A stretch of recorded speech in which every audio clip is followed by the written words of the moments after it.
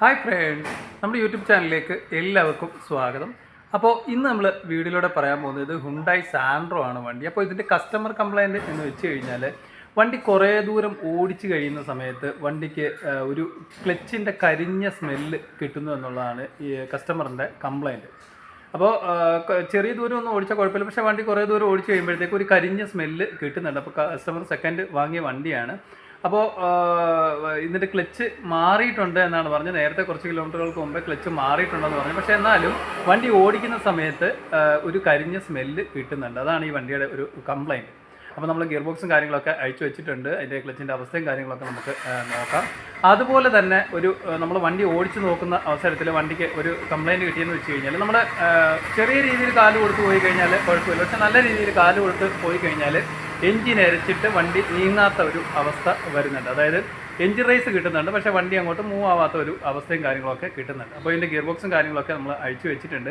അപ്പോൾ ഇതിൻ്റെ അവസ്ഥ എന്താണെന്ന് നമുക്ക് നോക്കാം. ഇതാണ് ഇതിൻ്റെ ഗിയർ ബോക്സ്, നമ്മളിപ്പോൾ അയച്ച് വെച്ചേക്കുന്നതാണ്. ഇതാണ് ഇതിൻ്റെ റിലീസ് ബെയറിങ് വരുന്നത്.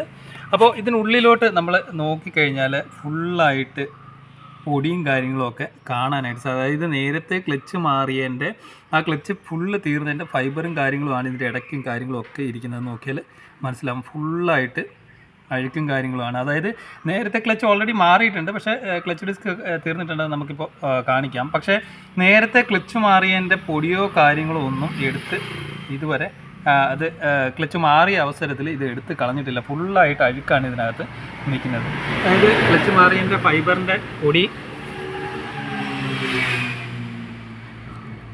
നോക്കിയാൽ മനസ്സിലാവും. നമ്മളിപ്പോൾ ഇതെല്ലാം നേരത്തെ ക്ലച്ച് ഫുള്ളായിട്ട് തീർന്നതിൻ്റെ ഒരു അവസ്ഥയാണ് ഈ കാണുന്നത്.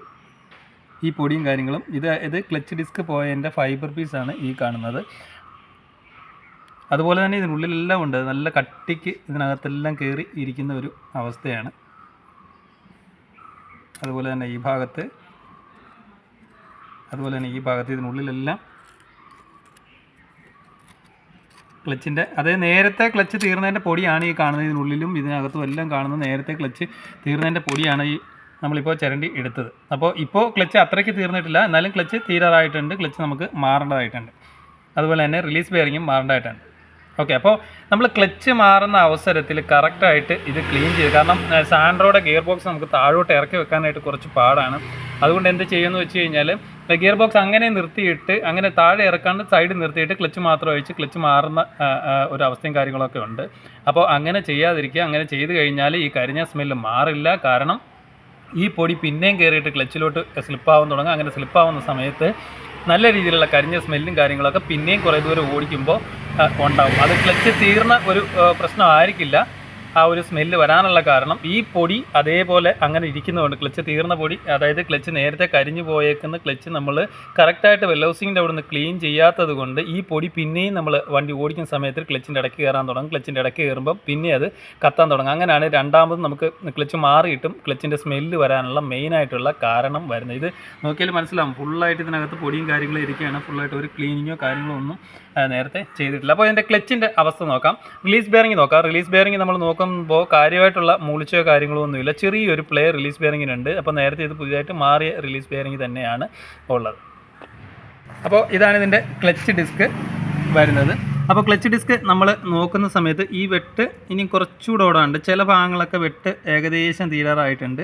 മീൻസ് കസ്റ്റമർ കാലേ വെച്ച്, അതായത് ക്ലച്ച് താങ്ങി വണ്ടി ഓടിക്കുന്ന ഒരു അവസ്ഥ ആയതുകൊണ്ടാണ് ഇങ്ങനെ ക്ലച്ച് പെട്ടെന്ന് തന്നെ തീർന്നു പോകാനുള്ള അവസ്ഥ ഉണ്ടായത്. അപ്പോൾ നമ്മൾ നേരത്തെ കണ്ട ഈ പൊടി ഈ ഡിസ്കിൻ്റെ അല്ല, അതായത് നേരത്തെ മാറിയ ക്ലച്ച് ഡിസ്കിൻ്റെ പൊടിയാണ് ഈ കാണുന്നത് മൊത്തവും. കാരണം ഇത് അത്രയ്ക്ക് അങ്ങോട്ട് തീർന്നു പോയിട്ടില്ല. അതായത് ഇത്രയും പൊടി വരുന്നത് ക്ലച്ച് ഡിസ്ക് പൂർണ്ണമായിട്ടും തീർന്നു കഴിയുമ്പോഴാണ് ഇമാതിരി പൊടി ഇങ്ങനെ കയറി വരുന്നത്. ഫൈബറിൻ്റെ പീസാണ് ഈ കാണുന്നത്, നോക്കിയാൽ മനസ്സിലാവും. അതുപോലെ അത് ഗിയർ ബോക്സിനകത്ത് ഫുള്ളായിട്ടും അതേ പൊടി നിൽക്കുന്നത്. നമുക്കിനി ഫുള്ളായിട്ട് ക്ലീൻ ചെയ്ത് എടുക്കേണ്ടതായിട്ടുണ്ട്.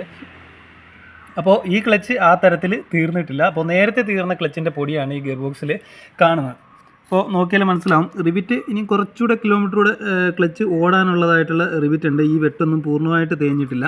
പക്ഷേ നമുക്ക് ക്ലച്ച് മാറിയേ ഒക്കുകയുള്ളൂ. കാരണം ഇത്രയും അഴിച്ച സ്ഥിതിക്ക് ഈ ക്ലച്ച് കുറച്ച് കിലോമീറ്ററൂടെ ഓടുകയുള്ളൂ. അത് കഴിയുമ്പോൾ പിന്നെയും നമുക്ക് ഗിയർ ബോക്സ് അഴിക്കേണ്ട ഒരു അവസ്ഥയും കാര്യങ്ങളൊക്കെ ഉണ്ടാവും. അതുകൊണ്ട് ക്ലച്ച് നമുക്ക് മാറ്റി വേണ്ടായിട്ട്. അപ്പോൾ ഈ റിവിറ്റിൽ നോക്കിക്കഴിഞ്ഞാൽ മനസ്സിലാവും ഒരു ശകലവും കൂടെ ഗ്യാപ്പ് ഉണ്ട്, പക്ഷേ എന്നാലും ക്ലച്ച് ഏകദേശം തീരാറായിരിക്കുന്ന ഒരു അവസ്ഥയാണ്. ഈ സൈഡ് നോക്കിയാൽ മനസ്സിലാവും ഇവിടെ വെട്ട് കുറച്ചുകൂടെ ഉണ്ട്, പക്ഷേ ഈ റിവിറ്റ് നമ്മൾ നോക്കുന്ന സമയത്ത് കുറച്ചുകൂടെ ഗ്യാപ്പേ ഉള്ളൂ ഈ റിവിറ്റിൽ തീരാനായിട്ട്. അപ്പോൾ ക്ലച്ച് നമുക്ക് മാറ്റി വിടണം. അതുപോലെ തന്നെ പ്രഷർ പ്ലേറ്റിൽ ഇതിൽ പാട് വന്ന് തുടങ്ങിയിട്ടുണ്ട്. അപ്പോൾ പ്രഷർ പ്ലേറ്റ് നമുക്ക് മാറ്റി വിടേണ്ട. അപ്പോൾ നമ്മൾ ഗിയർ ബോക്സ് അയച്ച സ്ഥിതിക്ക് ഇതിൻ്റെ പ്രഷർ പ്ലേറ്റ് മാറ്റി വിടുന്നുണ്ട്, ക്ലച്ച് ഡിസ്ക് മാറ്റി വിടുന്നുണ്ട്, അതുപോലെ തന്നെ റിലീസ് ബെയറിങ്ങും മാറ്റി വിടുന്നുണ്ട്. അപ്പോൾ നമ്മൾ ക്ലച്ച് തീർന്ന വണ്ടികളിൽ നമ്മൾ വണ്ടി ക്ലച്ച് മാറുന്ന അവസരത്തിൽ കറക്റ്റായിട്ട് തന്നെ ഇതിന് ഉൾവശം കറക്റ്റായിട്ട് ക്ലീൻ ചെയ്ത് ഗിയർ ബോക്സ് താത്തിറക്കി വെച്ച്, അല്ലെങ്കിൽ താത്തിറക്കാൻ പറ്റുന്നില്ല എന്നുണ്ടെങ്കിൽ മുകളിൽ വെച്ച് തന്നെ ഗിയർ ബോക്സ് എൻ്റെ ഉൾവശം മുകളിൽ വെച്ച് ക്ലീൻ ചെയ്യാനായിട്ട് ഈ ഫുള്ള് പൊടി എടുത്ത് കളയാനായിട്ട് പാടായിരിക്കും. അതുകൊണ്ട് ഗിയർ ബോക്സ് താത്തിറക്കിയിട്ട് ഫുള്ള് ക്ലച്ചിൻ്റെ പൊടിയും കാര്യങ്ങളൊക്കെ എടുത്ത് കളയുക. എന്നിട്ട് വേണം ക്ലച്ച് ഫിറ്റ് ചെയ്തിട്ട് വണ്ടി വിടാനായിട്ട്. ഇല്ലെന്നുണ്ടെങ്കിൽ ഈ പറഞ്ഞ പോലെ പിന്നെയും കുറച്ച് ദൂരം ഓടിക്കഴിയുമ്പോഴത്തേക്ക് ക്ലച്ച് കത്തുന്ന സ്മെല്ല് വരുന്നു എന്ന് കസ്റ്റമർ കംപ്ലയിൻറ്റ് വരും. അതായത് ക്ലച്ച് കത്തുന്ന സ്മെല്ലല്ല ശരിക്കും വരുന്നത്, ഈ പൊടിയെല്ലാം കൂടെ പിന്നെയും ക്ലച്ചിനിടയ്ക്ക് കയറി ഇരുന്നിട്ട് ഒരയുമ്പോൾ ആ ഒരു ബേണിങ്ങിൽ വരുന്ന സ്മെല്ലാണ് ക്ലച്ച് കത്തിയ പോലെ നമുക്ക് തോന്നുന്നത്. കാരണം നേരത്തെ ക്ലച്ചിൻ്റെ പൊടിയും കാര്യങ്ങളും എല്ലാം ഇതിനകത്ത് തന്നെ ഇരിക്കുകയാണ്. അതുകൊണ്ടാണ് ആ ഒരു ക്ലച്ചിൻ്റെ സ്മെല്ലും കാര്യങ്ങളൊക്കെ വരുന്നത്. അപ്പോൾ ഈ ക്ലച്ച് നമുക്ക് മാറണം. ഒരു ചെറിയ കുറച്ചുകൂടെ കിലോമീറ്റർ ഓടാനുണ്ട്. ഈ റിവിറ്റ് നോക്കിയാൽ മനസ്സിലാവും, ഈ ഭാഗത്ത് റിവിറ്റ് നോക്കിയാൽ മനസ്സിലാവും കുറച്ചുകൂടെ കിലോമീറ്റർ ഓടാനുണ്ട്. പക്ഷേ നമുക്ക് ക്ലച്ച് മാറ്റി വിടണം. ക്ലച്ച് പ്ലേറ്റ് അതുപോലെ തന്നെ പ്രഷർ പ്ലേറ്റ്, കാരണം ഈ പ്രഷർ പ്ലേറ്റിന് ചെറിയ പിടുത്തം വന്നിട്ടുണ്ട്, ഇവിടെ നോക്കിയാൽ മനസ്സിലാവും. അതുകൊണ്ടാണ് നമ്മൾ ക്ലച്ചും പ്രഷർ പ്ലേറ്റും കൂടെ മാറ്റി വിടണമെന്ന് പറയാനുള്ള ഒരു കാരണം. ഇത് ജെർക്കിങ് ആയതിൻ്റെ ഒരു പാടിവിടെ വന്ന് കിടപ്പുണ്ട്. അതുപോലെ തന്നെ ഇവിടെ ഉരച്ചിലുമുണ്ട്. അപ്പോൾ റിലീസ് ബെയറിങ് അതുപോലെ തന്നെ ക്ലച്ച് പ്ലേറ്റ് പ്രഷർ പ്ലേറ്റ് ഇത്രയും നമുക്ക് മാറ്റേണ്ടതായിട്ടുണ്ട്. കൂടാതെ നമുക്ക് ഇത് ഫുള്ളായിട്ട് ക്ലീൻ ചെയ്ത് എടുക്കാം. നമ്മളിപ്പോൾ ഇത് ഫുള്ളായിട്ട് ക്ലീൻ ചെയ്ത് എടുത്തിട്ടുണ്ട്. ഇതിനകത്തെ പൊടിയും കാര്യങ്ങളും എല്ലാം എടുത്ത് കളഞ്ഞിട്ടുണ്ട്. കാരണം ഇത്രയും നല്ല രീതിയിലുള്ള കട്ടയ്ക്കുള്ള പൊടി ഗിയർ ബോക്സിൻ്റെ സൈഡിൽ മൊത്തം പൊടി, അതായത് ക്ലച്ച് 2 വട്ടം ക്ലച്ച് മാറി, നേരത്തെ 2 വട്ടം ക്ലച്ച് മാറിയിട്ടുണ്ടെന്നാണ് പറഞ്ഞത്.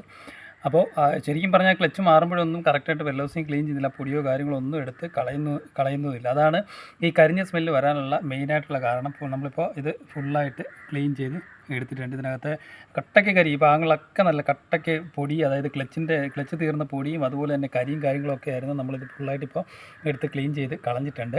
ഇനി നമുക്ക് റിലീസ് ബെയറിങ് ഇടണം, അതുപോലെ തന്നെ ക്ലച്ചും കാര്യങ്ങളൊക്കെ കയറ്റേണ്ടതായിട്ടുണ്ട്. ഇതിൻ്റെ ക്ലച്ച് ഡിസ്കും പ്രഷർ പ്ലേറ്റും കയറ്റി വെച്ചിട്ടുണ്ട്. ഇനി നമുക്ക് ഗിയർ ബോക്സ് ആണ് കയറ്റേണ്ടത്. അപ്പോൾ ഇതിൻ്റെ കംപ്ലൈൻ്റ് എന്ന് വെച്ച് കഴിഞ്ഞാൽ നമ്മൾ കുറേ ദൂരം വണ്ടി ഓടിക്കുന്ന സമയത്ത് ഒരു ക്ലച്ച് കരിഞ്ഞ സ്മെല്ല് വരുന്നുണ്ട്. അതാണ് ഈ വണ്ടിയുടെ കംപ്ലൈൻറ്റ്. അപ്പോൾ ക്ലച്ച് ഓൾറെഡി മാറിയിട്ടുള്ള ക്ലച്ചാണ്, കുറച്ച് കിലോമീറ്ററുടെ ഓടാനുണ്ട് ക്ലച്ച്. പക്ഷേ പ്രഷർ പ്ലേറ്റിൻ്റെ ഒരവും കാര്യങ്ങളൊക്കെ വന്നിട്ടുണ്ട്. അതുകൊണ്ട് നമ്മൾ പ്രഷർ പ്ലേറ്റ് മാറിയിട്ടുണ്ട്, റിലീസ് ബെയറിംഗ് മാറിയിട്ടുണ്ട്. അതുപോലെ തന്നെ വെല്ലൗസിങ്ങും കാര്യങ്ങളെല്ലാം ഫുള്ളായിട്ട് ക്ലീൻ ചെയ്ത് കളഞ്ഞിട്ടുണ്ട്. അപ്പോൾ നമ്മൾ നേരത്തെ കണ്ടാണ് വെല്ലൗസിങ്ങിൻ്റെ ആ ഗിയർ ബോക്സിനകത്തുള്ള ആ ഭാഗങ്ങളിലൊക്കെ നല്ല രീതിയിൽ, അതായത് കഴിഞ്ഞ പ്രാവശ്യം ക്ലച്ച് ക്ലച്ച് മാറിയേക്കുന്നത് പൂർണ്ണമായിട്ട് തീർന്നു കഴിഞ്ഞിട്ടാണ് ക്ലച്ച് മാറിയേക്കുന്നത്. അതായത് വണ്ടി വഴിയിലായ ഒരു അവസ്ഥയിലാണ് ആ ക്ലച്ച് മാറിയിരിക്കുന്നത്. അതുകൊണ്ടാണ് അത്രയും ഫൈബറിൻ്റെ പൊടി, ക്ലച്ചിൻ്റെ പൊടി മീൻസ് ആ ക്ലച്ചിൻ്റെ ആ പീസുകളും കാര്യങ്ങളും എല്ലാം, ആ ഫൈബറിൻ്റെ പീസും കാര്യങ്ങളും എല്ലാം അതിനകത്ത് വരാനുള്ള മെയിനായിട്ടുള്ള കാരണം. അപ്പോൾ ക്ലച്ച് മാറിയിട്ടും നമ്മൾ ഇതുപോലെ ക്ലച്ച് മാറി കഴിഞ്ഞിട്ടും കരിഞ്ഞ സ്മെല്ല് വരുന്നുണ്ടെങ്കിൽ ഇതാണ് ഇതിൻ്റെ കാരണം. വെല്ലോസിങ് ക്ലീൻ ചെയ്യാതെ പൊടി അഴുക്കും അതിനകത്ത് കയറിയിരുന്നിട്ട് പിന്നെ നമ്മൾ വണ്ടി ഓടിക്കുന്ന സമയത്ത് ആ പൊടി പിന്നെയും ക്ലച്ചിനകത്തോട്ട് വരും. അങ്ങനെ ബേണാവുന്ന